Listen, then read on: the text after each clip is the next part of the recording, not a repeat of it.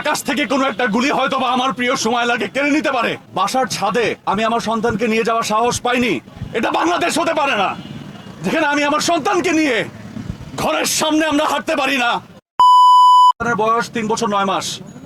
একজন গণমাধ্যম কর্মী হিসেবে এই যে অবস্থা ছিল, সেই সময়ে বাসার ছাদে আমি আমার সন্তানকে নিয়ে যাওয়ার সাহস পাইনি। আমার মনে হয়েছে আকাশ থেকে কোনো একটা গুলি হয়তো বা আমার প্রিয় সময় লাগে কেড়ে নিতে পারে।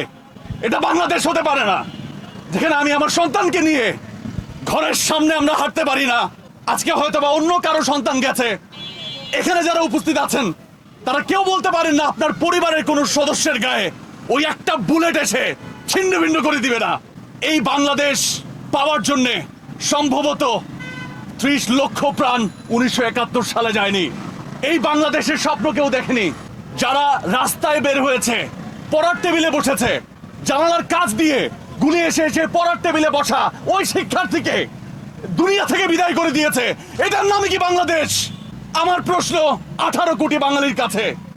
বারান্দায় এসেছে কি হচ্ছে সেটা দেখার জন্য, সেখান থেকে প্রাণ চলে গিয়েছে। গণমাধ্যম কর্মী আমরা রাস্তায় নেমেছি সংবাদ কভারের জন্য। আমার ভাই দুনিয়া থেকে বিদায় নিয়েছে, এর নাম বাংলাদেশ। প্রশ্ন পুরো 18 কোটি বাঙালির কাছে। আমরা সঠিক বিচার চাই পুরো বাংলাদেশে। আমরা যে যে পেশায় আছি নির্ভয়ে নিঃসংকোচে বায়াস না হয়ে আমরা আমাদের সেই কাজটুকু করতে চাই। কোনো কিছুর প্রয়োজন হলে রাস্তায় আসতে হলে মানুষ রাস্তায় আসবে। ক্ষমতা ক্ষমতা যে যে পেশায় আছে, ক্ষমতা সেই ক্ষমতায় বাংলাদেশের মানুষ তাদেরকে বসিয়েছে। বাংলাদেশের মানুষের প্রাণ নেওয়ার জন্য নয়, তাদের অধিকার তাদের দাবি পূরণ করার জন্য। আমাদের দাবি থাকলে, অধিকার আদায়ের জন্য কোনো কিছু বলার থাকলে আমরা রাস্তায় নামবো।